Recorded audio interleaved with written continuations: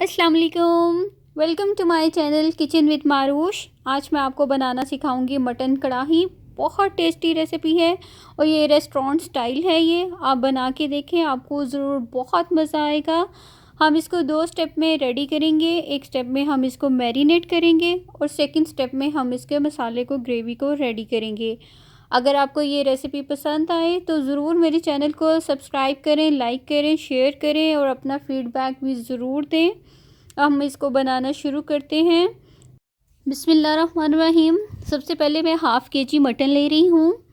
आपने बोनलेस बिल्कुल नहीं लेना, साथ बोन्स भी ज़रूर ऐड करनी है। उसके साथ कढ़ाई बहुत जूसी, बहुत टेम्पटिंग बनती है। इसके बाद इसमें मैंने 8 से 10 हरी मिर्चियाँ लेके उसको ब्लेंडर में डाल के ब्लेंड कर लिया था। ये हरी मिर्चों का पेस्ट जाएगा। 1 टेबल स्पून है तकरीबन। 1 टेबल स्पून लीमू का रस ऐड करेंगे। अगर आपके पास लेमन नहीं है तो आप सिरका भी ऐड कर सकते हैं।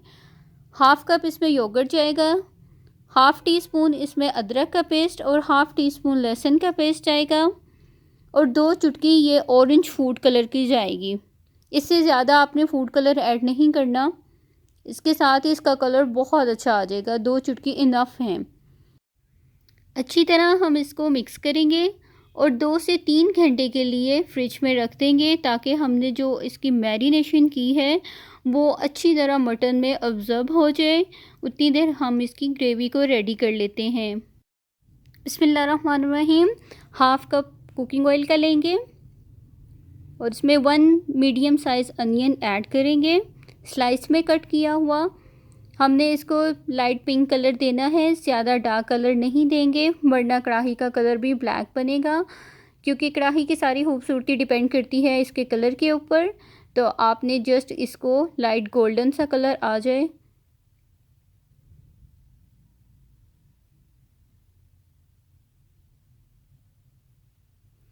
लाइट गोल्डन कलर आ गया है। अब मैं इसमें मैरिनेटेड मटन ऐड कर रही हूँ और फ्लेम को आपने तेज़ कर देना है।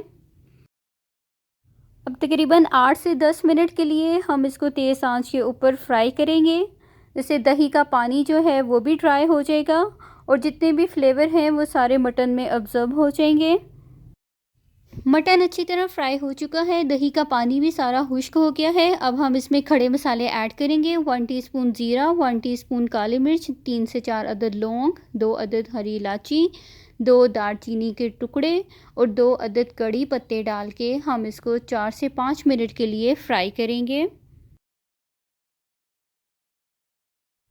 अगर फ्राई करते हुए आपका मसाला नीचे लग रहा है तो आप इसमें 2 से 3 सिप वाटर के ऐड कर सकते हैं, लेकिन 4 से 5 मिनट आपने फ्राई ज़रूर करना है इसको।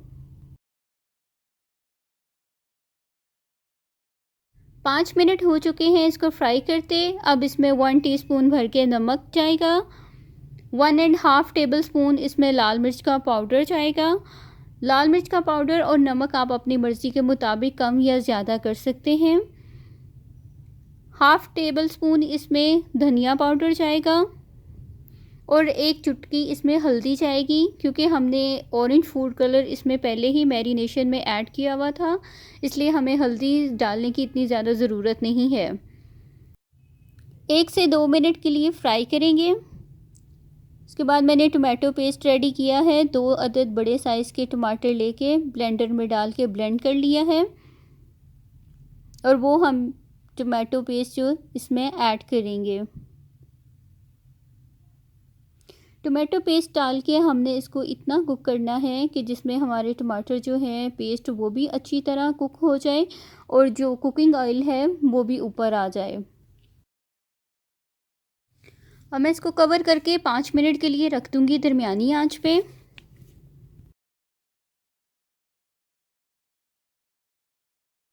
5 मिनट के बाद अल्हम्दुलिल्लाह हमारा मसाला बहुत अच्छी तरह रेडी हो चुका है। टोमेटो पेस्ट भी अच्छी तरह कुक हो गया है और कुकिंग ऑयल भी इसका ऊपर आ गया है।